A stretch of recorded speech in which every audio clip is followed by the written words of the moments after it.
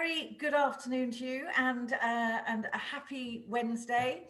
We are getting positively spring-like over here in the UK, which is just wonderful. So the daffodils are out and it's warm, well, warmer, and so we're all a bit hopeful. And I don't know whether the news, any of our developments are reaching you over there, but Boris laid out our roadmap on Monday, and schools are reopening early March and so on. But the big news is that hotels will be able to welcome guests through their doors again on May the 17th, which is fantastic. And it seems like Boris has learnt his lesson a little bit from trying to rush things in the past and get us all out there bright and early. And everything is staged with 5 weeks in between each next step, so they can track whether the infections are going up and so on. So we are opening up slowly but surely. So when those flights start coming back over across the Atlantic, then that will be just wonderful news. So yeah, bit of an update from over here. And I had my vaccination, which I think I was having just after I saw you last week, and a bit of a sore arm for a few hours, but that was it. So that was very exciting. Now,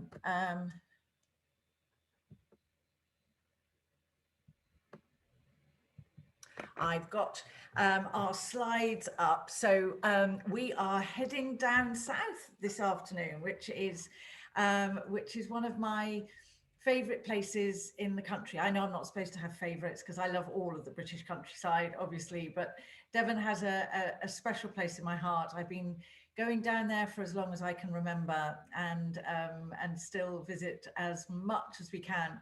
And actually working through all of these slides today has given me such a longing to jump in the car and go back down, which we can't do yet, but mid-April we will be back down there.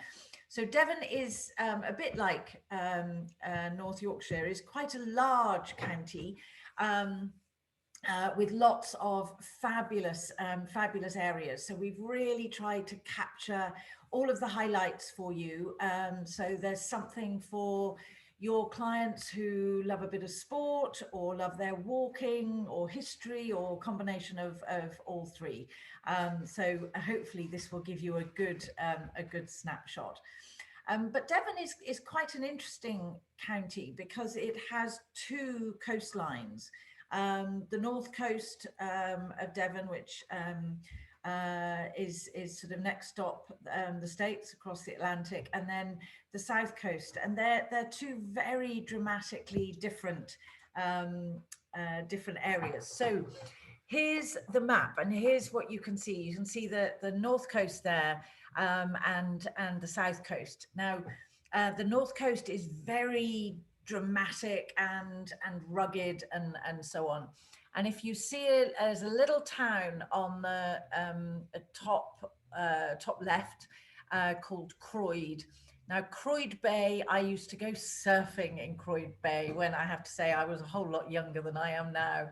But it's a glorious little, I mean, it's a tiny village. It's a real sort of surf hub, so lots of surfer types. But it's a beautiful place from which to go exploring. And I mean, Linton and Lynmouth are beautiful little towns. And then just south of Croyd, Clovelly, which we'll talk about in a minute. Clovelly is extraordinary. It's there are no cars, and it's so often, I mean, you often see pictures of Clovelly because the main street literally just goes straight down, and it's just this gorgeous tiny little cobbled street that takes you down to the coast. And there's a funny old story about Clovelly that apparently in some caves they found some human remains, and the story goes that some cannibals lived there. It's probably an old wives' tale, but it's probably quite a good one to tell down the pub. And then right down at the bottom, one of my favorite little fishing towns of Salcombe, which has a couple also of beautiful, absolutely stunning hotels down there. And then just round the corner, the beautiful Dartmouth, which we'll talk a little bit more about. But all of the multicoloured houses in Dartmouth, and it is foodie heaven. So there's all sorts to see. The fabulous Exmoor and so on, which we'll talk a bit more about. But it's a real county of two halves, which is rather lovely actually. Just fabulous. Now, apparently, it was the Victorians that named this 22-mile stretch of our coastline the English Riviera. They decided it looked a little bit like its Mediterranean counterpart, with all of the beaches and the beautiful seafronts and so on. I'm not 100% convinced the French would agree, but obviously being rather biased, I'm going to say it's a whole lot more beautiful. Southern France is fabulous, but the English Riviera is absolutely stunning. And it's got a real mixture, again, of these beautiful little seaside towns, but the landscape and scenery and walks and so on are fabulous, along with all of the history and culture. There are some really lovely castles and old forts and stuff. And the Babbacombe Cliff Railway is great fun. And there's also the Babbacombe Model Village, which is quite extraordinary. So it's one of these tiny model villages. So the main buildings sort of come up to about your hip height, I guess. And it takes you back through time, back through some of British history, which is all rather lovely. Now, there's a bit of poetic license here because the Jurassic coast, and we'll do more on Devon, but the Jurassic coast takes you down from Dorset and then down into Devon, and it is utterly extraordinary. I mean, Lulworth Cove and Duddledore and so on, which are in Dorset, and we'll talk more about them. But what we often recommend in itineraries, that if you've got clients going down to Devon from London and they're happy to take a sort of slightly more scenic route, we would send them down via Dorset en route to Devon and Cornwall, because it is just absolutely stunning. So well worth visiting and absolutely lovely. Now, I forgot something. Down in Torquay, on the 11th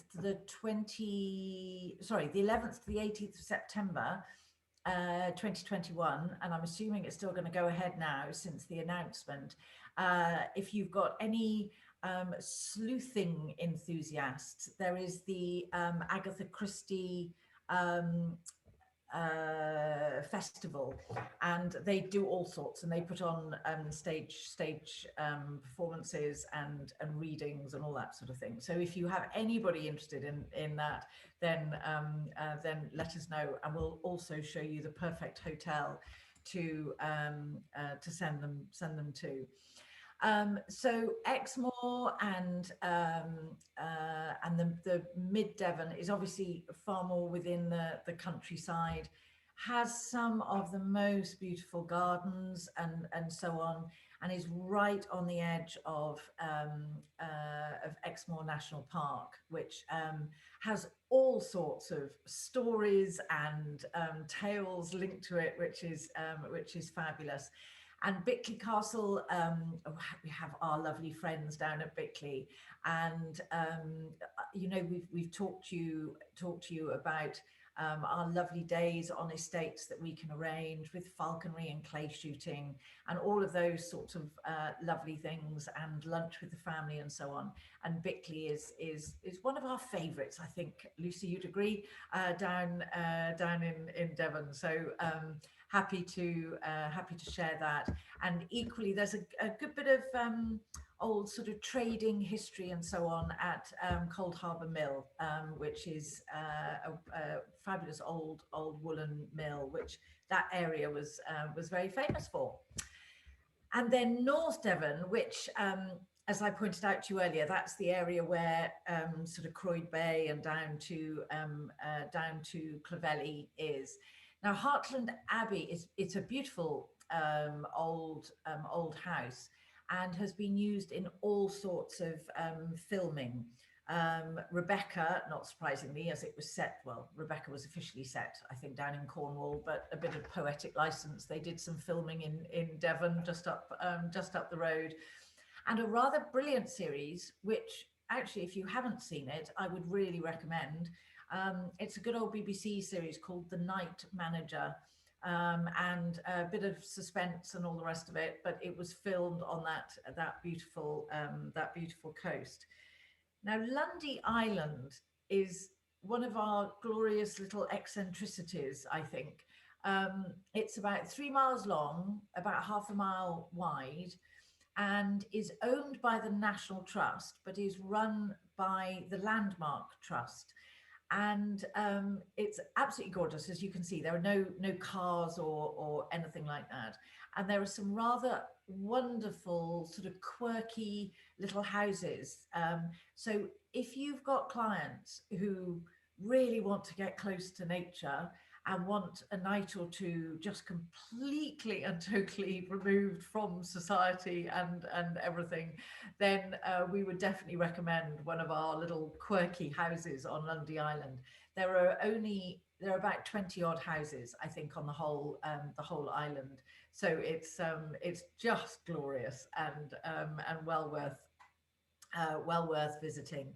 And Clovelly Court Gardens is down, as I pointed out, where Clovelly, the beautiful little village is, and yeah, one of our favourite gardens down there. So that's on the North Devon coast, and then you could go up to Croyd Bay and Putsborough Beach and all the bits around there, and hire a surfboard and get out and ride the waves for a little while.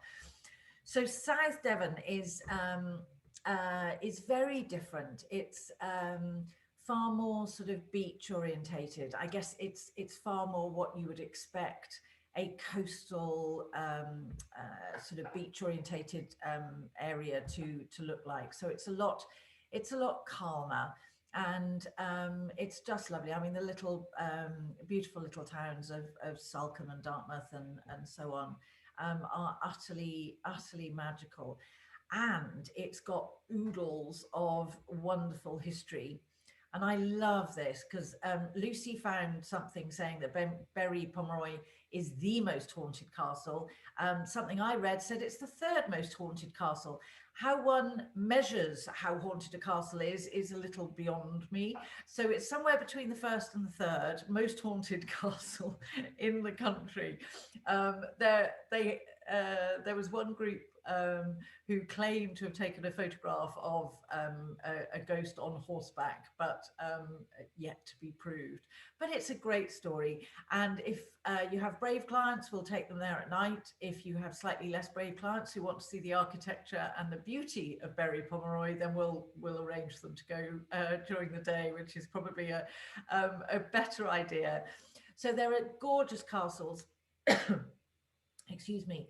Dartmouth Castle is well worth the walk, and you sort of go round and round and round to get up there. The views are amazing, and I seem to remember we had the best ice cream up there. There's a little cafe place, so at least there's a nice bit of refreshment when your clients have done the climbing. And Totnes Castle, there isn't so much to see. There's not a huge amount that's left, but the ramparts and so on, when you stand and look across, you literally see across the whole of Totnes, which is beautiful. So if they want to sort of dip their toe in the water a bit, we can do 1 or 2 castles. If they want to see a little bit more, then we can manage all 8 happily, and they can learn all of the stories and try and avoid the ghost at Berry Pomeroy.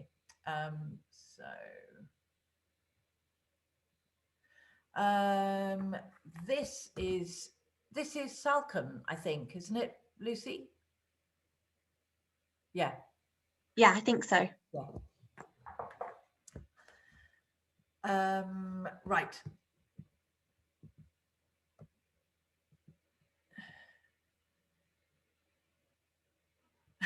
Right, Barbara. We did wonder if it was you. Thank you. I wasn't positively sure. Thanks. Thank you.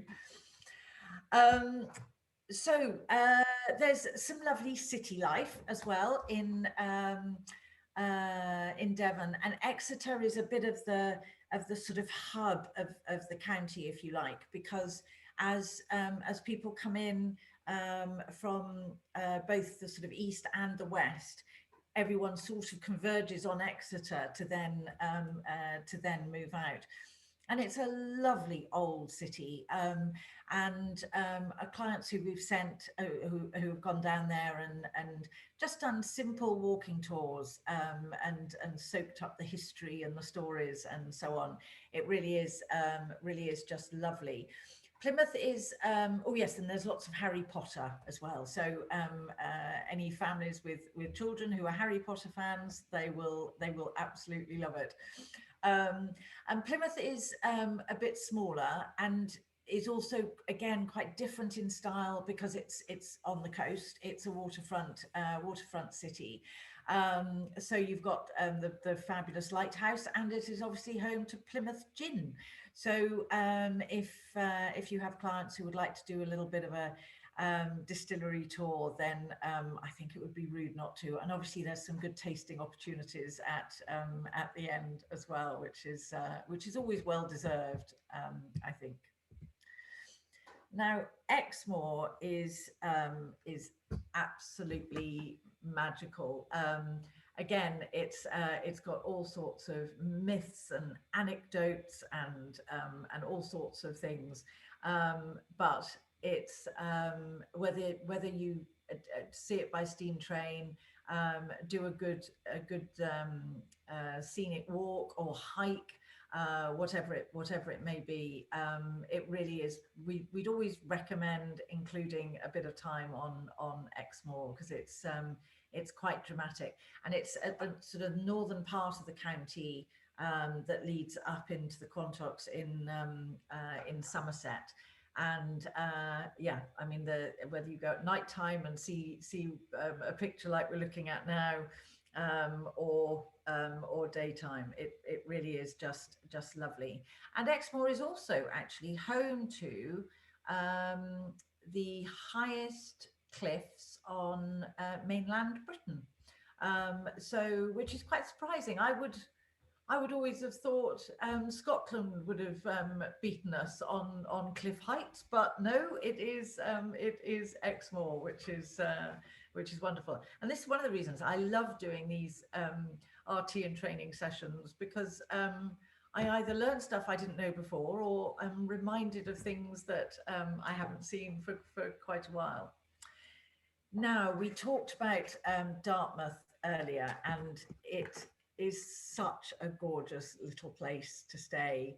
It is, as you would imagine, it is on Dartmouth, so it's right in the Dart estuary, and it's so calm and tranquil and just utterly magical. All you can hear are all of the ropes and so on of all of the yachts that are moored in the estuary, and it's a gorgeous sound.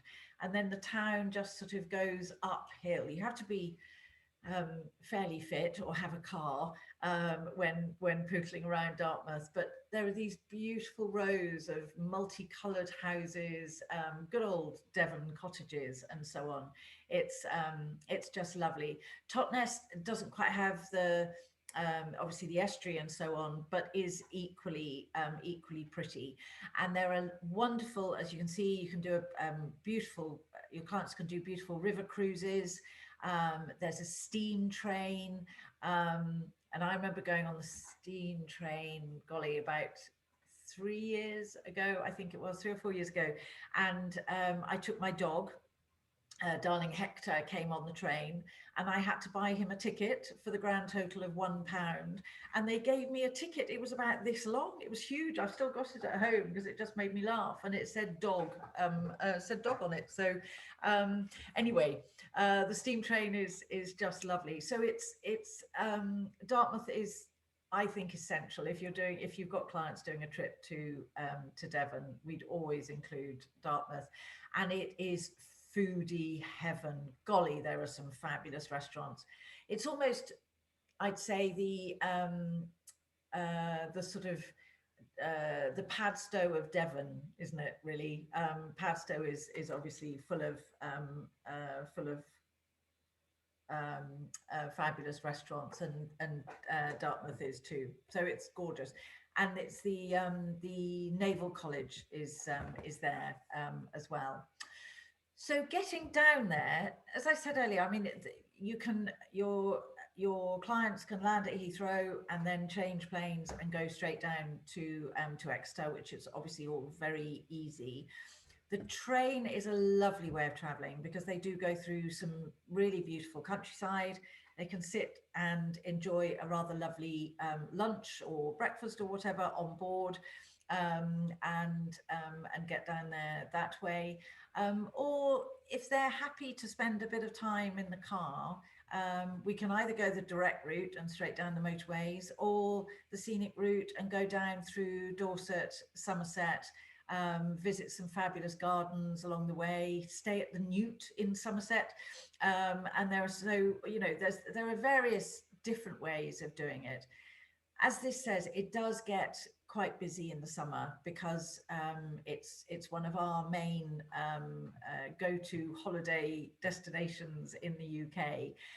So spring and autumn is just lovely. And actually, I mean, we go down there through the winter as well, and the walks and so on are fabulous. And the lovely contrast in the winter when you've had an amazing walk across the top of the cliffs and so on, and then find a really good old traditional pub and go and sit by the fire and have a good lunch and that sort of thing. So it's beautiful any time of the year. But I guess if people would like slightly longer days and slightly better weather, then spring and autumn are probably the best bets. Now, excuse me, accommodation, a bit like the restaurants, there's so much to choose from. It's absolutely glorious, and everything from beautiful both countryside based and coastal luxury rentals, some of the most stunning views across the Devon countryside and the coast and so on, through to some stunning pubs with rooms, a bit like we were talking about the Black Swan last week, and the Hand and Flowers and so on. Devon's getting its own fair share of these beautiful little restaurants with rooms. And obviously it has the beautiful, great big, very well established and well-known hotels, such as Gidley Park and Hotel Ensley and so on. So we've just highlighted a couple because Bovey Castle, which is, as you can see, is utterly magnificent. I mean, Bovey Castle has been through all sorts of ups and downs, and I'm delighted to say it's going through an up at the moment. It was massively refurbished about a year, actually probably not long before COVID hit, and it is just absolutely stunning. We've got some images there. I mean, that great hall is quite extraordinary. And the rooms and so on, and they have a lot on quite a lot of activities on site, from the falconry and horse riding and so on, and it really is absolutely beautiful, and it's lovely to see such a lovely old place restored to its former glory. Now, from one extreme to the other, Berg Island is extraordinary. That is really stepping back in time. And if you've got any of those Agatha Christie fans, we would recommend this from the hilltops, because it is all Art Deco. And let me show you the pictures. Well, the top left is the extraordinary mode of transport that your clients will take, and it is such an adventure, because obviously when the tide comes in, you can't drive to it, so they have created this rather bizarre looking, I'm not quite sure what one would call it really. Anyway, it's huge fun to go on, and it means that your clients will turn up at this rather magnificent hotel with dry feet, which is the most important thing. And as you can see on the top right particularly, I mean, the bar is just magnificent. And I mean, if you've watched any of the Poirot series or anything like that, the attention to detail is absolutely stunning. Whoever did it, and I'm not quite sure who did actually, really does love their Art Deco interior design, that's for sure. And the food is magnificent. The views are amazing. So it's one of those gorgeous, quirky hotels that we love so much. And obviously, as the name suggests, it's on an island. So there we go. And restaurants wise, again, it's I think I would always go more for the pub route, because there are some stunning country pubs that maybe from the outside don't look as though they are going to serve Michelin-starred food, but once you get inside, it is an absolute treat for all of the senses. And one of our favourites is the Olive Room, as we've put there. So wherever your clients choose to go, we will happily, as you know, recommend our favourite restaurants. And as soon as everything opens up again, I will be back down there trying some more of them out for you. So we'll happily share some new ones. But there are a couple of mentions in there that you can have a look up. And look at the rather mouth-watering food on their websites. So I hope that's given you a bit of a sense of what there is down in Devon. It's such a beautiful county.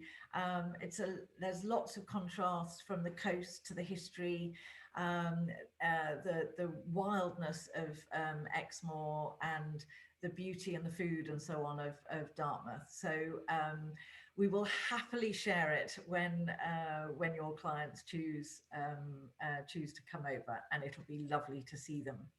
So it doesn't seem as though we have any questions, I don't think.